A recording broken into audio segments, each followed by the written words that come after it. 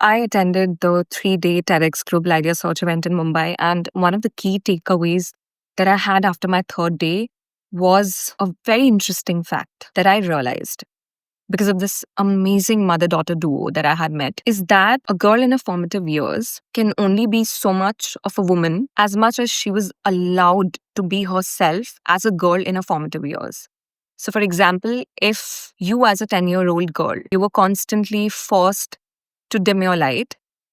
you were continually watched over like a hawk, probably because you drew too much attention. So you were constantly and continually told not to frolic around, not to talk to people too much, things like that, just so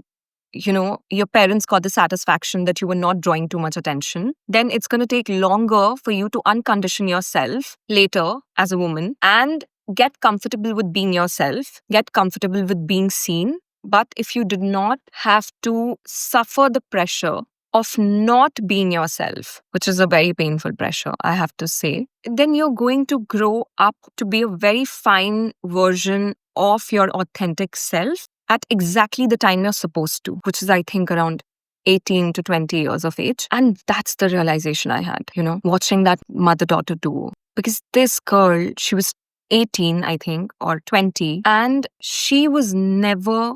pushed or forced to not be herself, to dim her light, to shine any lesser. And that's why she was as mature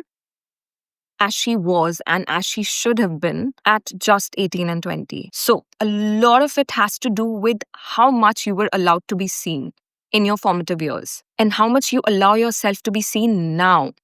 that you have grown up, So that was a very interesting epiphany that I had.